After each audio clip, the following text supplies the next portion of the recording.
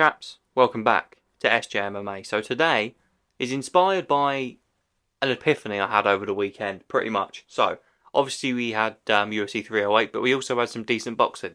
And I was watching the boxing as well, and I thought, there's a lot of weight classes in boxing that aren't in the UFC. And then my superbly intricate brain thought, let's put them together. What would happen if the UFC used boxing weight classes? That's the premise of the video today. I just want to make 110% clear that this is an entirely hypothetical video. This would never happen. Mainly for logistical reasons. You'd have to strip pretty much every UFC champion on the spot and start entire new weight divisions. It's very unrealistic, but it's fun at the same time, so I thought I'd make a video on it. I don't feel the need to talk about the heavyweights because not a lot would really change, particularly in terms of at the very, very top of that weight class. A few of the fighters maybe lower down might think about switching weight classes. We'll get onto that very soon, but yeah, there's no reason to talk in any detail about heavyweights, so they're not in this video because nothing really changes with them. You guys will know this by now, but a lot of the content you will see on this channel is incredibly subjective, but this is probably up there with one of my most subjective videos to date, because not only is it who would end up in each weight class, I'm also going to go into who I think the champion would be and talk about a couple of top contenders.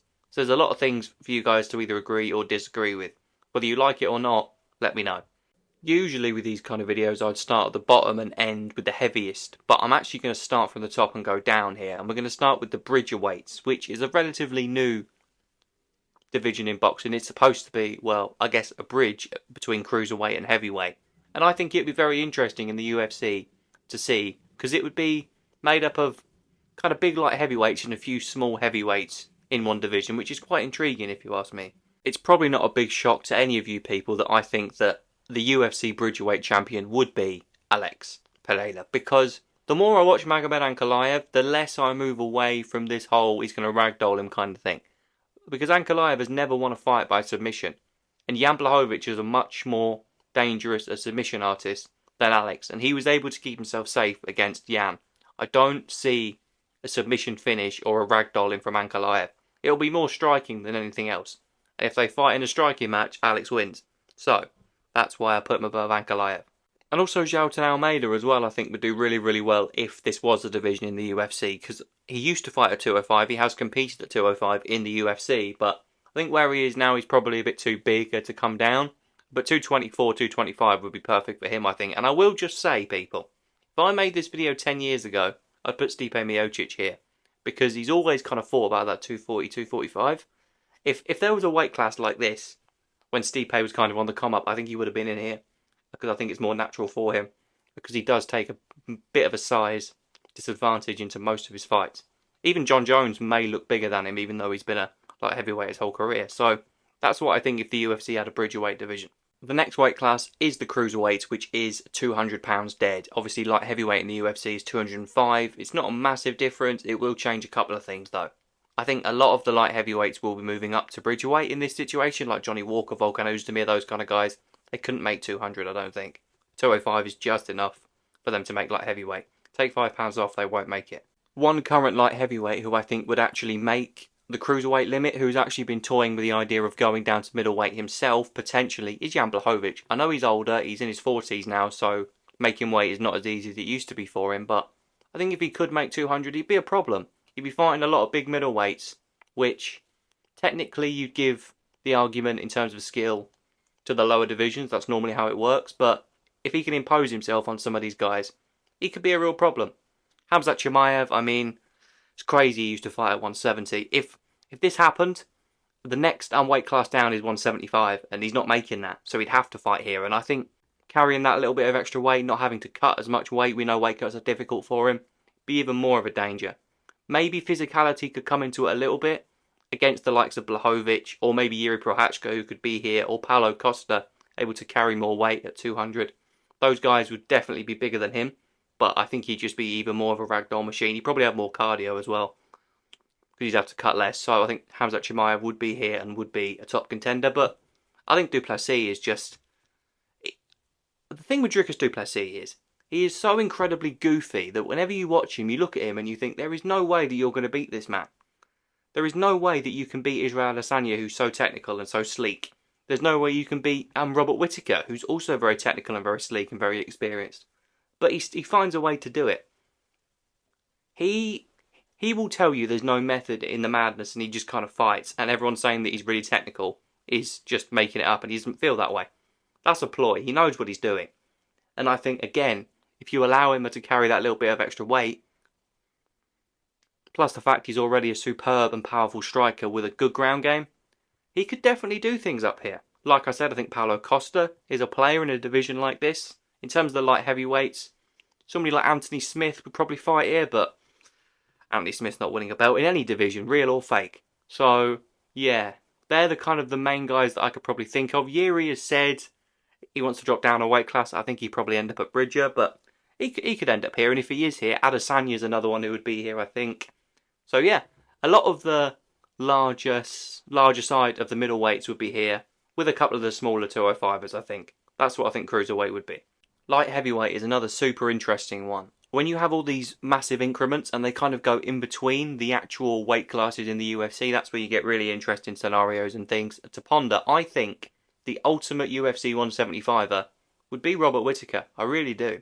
He was always on the smaller side at 185 pounds and he did start as a welterweight, but he moved up, and when he moved up, I remember him actually doing it at the time. I was thinking he's obviously technically very good, but physically he's going to have problems. And he didn't really have issues physically until recently with Duplessis and Chimaev. 175 is a weight class that he could definitely make quite comfortably. And I think if you look at the other guys who would be in and around there, again, we're looking at small 185ers and sort of larger welterweights. I don't see many of them that I could say with complete and utter confidence he can't beat him. I think as much as Whittaker has proven that maybe his defensive wrestling is not as good as we thought it was, I think that may just be the awkwardness of the entries of Duplessis and the quality and the sheer power of the entries of Khamzat Chimaev that just breaks through any defence, really. Apart from Gilbert Burns, which is quite odd, but whatever. There are so many other fighters that I could have put on this slide as well, like Leon Edwards. You could put JDM here. I think he'd end up here. Wonderboy, if he could carry a bit of extra weight, might help him with his takedown defence. Marvin Vettori coming down. I mean, it's a long shot because he used to be a heavyweight, but his height, Jared Cannonier, if he could somehow get under 10 pounds off his frame, he could be a demon down here. But Usman and Jeff Neal are the ones I wanted to highlight. Now, I don't necessarily think Jeff Neal would win a belt here, because he's probably never going to be at that level regardless of what weight the belt is in. But, I don't know. Even though he's not the tallest welterweight, Neal's always had a little bit of an issue on the scales. He had a big issue with the Shavkat fight last year that nearly actually cost him a chance to compete at all. But Jeff Neal's boxing is so crisp that if he didn't have to worry about the weight as much, and he could maybe put a little bit more of the focus, like in camp, on his takedown defence and actual technical stuff, Jeff Neal could be a real problem in a weight class like this. If you allow him to carry the extra £5, that's £5 more power, and he already hits hard for the division. So, I think Jeff Neal could be a sneaky one in a UFC 175 weight class. And Kamaru Usman is the other one I want to talk about, because Usman for me should be done at 170. I know there's a lot of talk about him fighting JDM. I love the idea, but if I'm Kamaru Usman, I want to move up. And if this happened, he can't go up to 200 because he wouldn't be big enough. So 175, I'm going to say something here that's going to annoy all of my UK dons, right? And I love Leon Edwards. He's an absolute British icon at this point, but at £175 with a full training camp, in an environment and a climate that suits Usman, I think he would beat Leon at £175. I do. I can't say it with full confidence after the fact he's now beaten him twice in a row and he's getting on a bit and his knees are fucked, but I like the idea of Usman with a little bit more weight on his frame. I really do. So that's what I think about a potential £175 light heavyweight UFC division. Now, what I was saying earlier about how the higher weight classes in boxing have got such massive increments, that makes it interesting in terms of who would have to make big jumps up or big jumps down. The further down you go in weight in boxing, the more congested they get, which is as interesting because it's only kind of 7 or 8 pounds between each of the weight classes, and it goes sort of against the UFC. We've got 168, then 160, whereas in the UFC it goes 155, 170. So those little pound changes can make a big difference. So 168, which is a couple of pounds lower than the current UFC welterweight limit. I think Shavkat Rakhmonov would end up here, and I think he would probably dominate here as well, because if you look at Shavkat Rakhmonov and you stand him next to Leon Edwards or Kamaru Usman, or even JDM. He's not as thick, he's not as dense, so I think he could take another £2 off his frame quite easily. And in terms of dominant champions in this alternate reality, Shavkat could definitely be one of those, I believe. My only real concern moving forward as a Shavkat fan is what happens if he comes up against a guy who is technically brilliant, larger than him, and can impose that size on him. And if there was a 175 weight class, pretty much all of those guys would move out of his field of opponents. So it would work out pretty well for him, I believe. Now, people, if you're wondering where the current welterweight champion Belal Muhammad features in all this, I spent a good period of time thinking, would he be a 168 or would he be a 175? I couldn't work it out. I could see him at both. So I thought, rather than spend a large portion of the video talking about where I think he'd end up, I'm just going to leave him out of the video. It's not meant to be offensive. I'm becoming a fan of Belal. I never was, but he's... what can I say? He's underrated in some ways and overhated, 100%. But yeah, that's why he's not in the video, because I genuinely could not even think and nail down where I wanted him to be. If I had to lean one way or the other, I think he'd probably go up to 75. And I think the extra weight the other welterweights would have on their bodies would be a detriment to him. But again, that's not set in stone. So if you're wondering about Belal, that's what I think about him. Ian Gary, who I've also whacked on this slide, I think would stay at 168 because, again, similar to Shavkat, I don't think he has the natural density to move up £5 and live with some other guys who are naturally bigger than him and would also be able to put a bit more weight on. So I think he'd stay here, and as much as I don't particularly rate Ian Gary the individual, Ian Gary the mixed martial artist is very good. And again, in a similar way to Shavkat, with the fact that these big, strong, dense and physical guys would move out of the division, he'd do pretty well here, I believe. And then Gilbert Burns, for a similar reason, I think would do quite well. I was going to put Sean Brady here because I think he'd also stay in this division, but I prefer talking about Gilbert Burns than Sean Brady, even though he just lost against Sean Brady. But yeah, again, it's a similar story for all of these three guys. If you take out the physical guys at 170 who would move up, the more kind of smaller technical guys, both on the feet and on the ground, I believe, especially Burns on the ground. On the feet, he's not particularly technical, but on the ground, he obviously is. We know that from his BJJ. But yeah, I think Burns would do quite well down here. Like I said, Sean Brady, I think, would be here. I think if RDA wanted to fight again, he'd probably end up around about here. A lot of the kind of guys sort of in and around the bottom of the rankings at 170 at the moment would stay here. Michael Morales could be a decent prospect in a weight class like this. So yeah, if there was a 168, it would look a bit like this in my opinion. Now, onto one of my personal favourite weight classes in boxing, the middleweights, £160. A lot of legends have fought here. You've had the great British rivalry between Eubank and Ben. You've had Hagler, Hearns, Canelo's fought here. Loads and loads of great guys. Carl Froch was here for a time. Great division in boxing. But in MMA, in the UFC, it would be dominated by Islam Makhachev. 100%. Because of the position of the increments of the weight classes, I honestly wouldn't think it's particularly out of the question that Islam could just jump 160 and go to 168. But I think he'd probably settle at 160 first and clean it out. He'd be fighting a lot of the same guys because a lot of the lightweights are quite big and would probably end up about here, to be honest. Arman Sarukian, as you could see, I'd put here. He's the number one lightweight anyway. I think he would definitely transfer that up to 160. A lot of the kind of the big names in the lightweights, which is most of the big names in the UFC fight around about there, would end up here. It would be kind of like the spectacle division, if you want. Gaethje and Poirier, Chandler. I think Conor McGregor would fight here as well. Dan Hooker, I think, would be kicking around sort of in about the 160, maybe 154, but we'll get to that in a minute. This would be one of those divisions that would always get eyeballs because it would have big names running through it, but Islam would be at the top. I wanted to mention Jalen Turner here, a bit like I mentioned Jeff Neal earlier. The fact that Jalen Turner is a UFC lightweight still baffles me to this day. How a man who is 6'3" and that long can possibly squeeze himself down to 156 or lower is insane. And he has missed weight, as we know. So, he has fought a welterweight in the UFC. I remember he got pretty badly beat up by Vicente Luque, who is a big welterweight, to be fair. In a division like this, where he'd be fighting a lot of the lightweights that he's already kind of become accustomed to, I think any extra weight that he could be able to carry on his frame and still fight the same guys of a similar size that he's already been fighting would be a massive, massive, massive plus in his box. Am I saying he'd be a champion? No. Am I saying he'd beat Islam Makhachev? No, he'd choke him out in about a minute. But, again, like I said with Jeff Neal, a guy who would be able to carry a bit more weight, not have to worry about the weight cut as much, it would free him up. It would allow him to train more technical stuff in camp, not have to worry about the weight cut as much. and I think it would benefit him. So I just wanted to mention Jalen at the end of this entry, about £160. Now, light middleweight, £154, which, as you can see by the 3 heads that I've got on this slide right now, would be another big stacked weight class. Now, I know what you're thinking with the geezer in the middle. We've just seen him get chinned. I know. Just getting over it now. A lot of beers were needed, you know what I mean? A bit of a Corona with a bit of lime. A lot of those was needed on Saturday night. However, Max Holloway would be the 154 champion. I genuinely believe it. It's kind of a bit of a vicious cycle, repetitive theme that's happening in this video, and I think it would happen if this was to ever come about, which it won't, but if it did.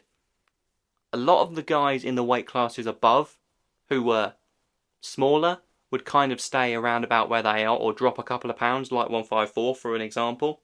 And a lot of the more physical guys, they would move up. So Max Holloway into a 154 pound weight class that doesn't have Islam, Gaethje, Chandler, Poirier. The physicality wouldn't be much of a problem for him. And like I've highlighted here, I think this would be where Charles Oliveira would do his work. A lot of people have said they want to see Holloway Oliveira again. For me, if they fight again, I fancy Max Holloway to beat him over 5 rounds. That's why he's the champion. And probably the most controversial thing that I will say in this video, if Max Holloway and Alexander Volkanovski fought now, well not now, because Max just got chinned, but like right now as in sort of in the next few months, if you know what I mean, at £154 over 5 rounds, Max would win. I have no issue saying that. A lot of you people are probably screaming at the screen right now. Let me explain. Again, it's all about who would do more with the extra weight. A 10 pound heavier Max Holloway or a 10 pound heavier Volkanovski. A 10 pound heavier Max Holloway is going to hit harder. His movement is not going to be impaired by that much, if at all. His cardio is going to be even better because he's not have to cut any weight whatsoever, pretty much. Volkanovski, like plus 10 pounds, we've seen that. He's basically still Volkanovski, who's still a brilliant fighter. He's basically Volkanovski, but a bit slower. That's what he is at lightweight. I know he did great against Islam, but do you know what I mean? And again, I love Volk. I'm not trying to diss the man, but at 154, Max Holloway would beat Alexander Volkanovski. I think you'd see the likes of Moicano and Paddy Pimblett here as well. Dan Hooker would be here. When he finally gets fit again, I think Fiziev would be here, and he'd be a danger in a division like this. In terms of the rest of the featherweights, I think most of them would probably stay down. You maybe look at like a Yair Rodriguez, potentially. Maybe a Josh Emmett, definitely, because the amount of size that he carries on his frame may move up to this sort of weight division. But yeah, these would be the big 3. Max, Charles Oliveira, Volkanovski. What a big 3. What a division this would be as well, I've got to be honest. On paper, this looks like one of the better ones. Let's move on to 147, the boxing welterweight division. Obviously, our welterweight is about 2 stone heavier than this, but as is the preface of the video, we're using boxing weight classes, and I think Ilia Topuria would stay pretty much where he is, for now at least. I think with the fact that he's already definitively beat both Holloway and Volkanovski, as much as it's very likely that we're at least going to see him rematch Alex, we may even see a rematch with Max at some point. Because he's already beaten those 2, and those 2 would probably be instantly tempted up a weight class, he could stay here and really cement himself and beat other top contenders like Diego Lopez, who I think would be his main challenger in a weight class like this. 147 would kind of end up like 168. All the big guys in the weight class, they would move up a few pounds up to the nearest one ahead, which would be slightly closer than it usually would be if it was just normal UFC weight classes. And the guys in the division below, there is a weight class in between. It was almost like a stepping stone at first. Like for 168, there's 160, and here there is 140. So there would be a lot of the same guys fighting each other, I think. At least to begin with, of course, movement in between weight classes would become more of a prevalent thing as time would go on, but it would probably lose its 2 big name contenders in Max and Volk straight away, but most of the rest of the top contendership would probably stick around here, so not a lot would really change if you look at the whole division. At the top it would change, but sort of ranks sort of 3 to 12, 13, not many would go up, I don't think, personally. Super lightweight, £140. Now, this is where things get fruity, because it's directly in between 2 established weight divisions. It's straight in between bantamweight and featherweight. So you'd see a mixture of smaller featherweights and bigger 135ers in one division. And this will be controversial again. As you can see, my pick for champion at £140 is Corey Sandhagen. Because Umar, who just beat him, is not going to be in this weight class, at least not to begin with. And the other guy who I think would probably beat him quite easily is Merab. He's also not in this weight class. But Sean O'Malley is, and I think he'd beat Sean O'Malley. I think he'd mix in offensive wrestling. I think on the feet he would do enough to keep O'Malley at bay and not let him take over, not just dance around him. I think Sandhagen's overall striking game is not quite on O'Malley's level, but it's still very, very impressive. So I think Corey Sandhagen would be the champion at a weight class like this. I think you could potentially see Aljamain Sterling. He was another one that I was really umming and ahhing about, a bit like a Bilal Muhammad. I don't know if he'd be at 140 or 147, probably 147, and I don't see him beating Ilia Lopez or Arnold Allen in that division, to be honest, so that's why he's not here either. O'Malley could stay at 135, but I think there would end up being a big sort of congregation of wrestlers in that division, as I'll get onto in the not too distant future. So I think, again, the frame on him, kind of moving up £5 would suit him. He'd lose a lot of the wrestlers that he would have had to have fought if he stayed down. And also, this is going to sound crazy, and a lot of you guys don't particularly like it when I do things like this. I just throw something out of left field. I think Lerone Murphy can make 140, right? I know he's quite tall and quite big at £440, but I look at him and I think, are you actually bigger than Aljamain Sterling? No, you're not. I think there are 135 pounders who are larger than he is, or at least pretty much on the same even kilter. And I don't think he'd do very much at 147, because after watching him against Dan Ige, I don't think he's going to get that close to the belt anytime soon. So, you might have to starve yourself, a La Romeo son, but I think you'd do well at 140 pounds, I really do. You would have a size advantage, it would be quite noticeable. We've seen you take down Dan Ige, and Ige's not easy to take down, he's got decent grappling. Again, it's a little bit like a Jalen Turner, or a Jeff Neal shout I made earlier. It's left field guys who you wouldn't really expect to be sort of in the title picture of any weight class at the moment, who may be under the right set of circumstances with a bit of a training change in a weight class that is not a part of the UFC at the moment that would actually suit them perfectly. Could go on a bit of a run, and I think Lerone would do great at 140. Don't ask me why, I just feel like he would. Again, it's basically just the big bantamweights and the really, really small 145ers. I think you could see somebody like a Rob Font here. I think Jose Aldo would fight here as well, weirdly enough. I actually do. Ortega could probably fight here. But if I was the UFC and I had this brand new weight class, 140 pounds, the first thing that I would do, I'd find a card, either in Vegas or in Brazil, and I'd make Jose Aldo versus Dominic Cruz. I mean, come on, it's the best 145er of all time, the best 135er of all time. Slap bang in the middle in weight. They're both old as fuck. Neither of them are as good as they used to be. Make it happen. Imagine the eyeballs on the new weight class if you kick it off with something like that. Come on now. One of the only weight classes that actually does exist in the UFC. It has a different name in boxing, but lightweight, 135 pounds. We have that. We know the champion. We know all the top contenders there. It's another situation where it's the great thing actually about having so many weight classes with such little increments. You just don't know completely what everybody would do. That's why I thought I'd make this video, because I find it fascinating. You might be fucking bored by now, but I think this is fascinating stuff, beautiful people. Umar would stay where he is, and he'd be the champion, because I think... Actually, I'm not going to ruin it completely, you'll see in a minute, but Umar would be the champion here, 100%.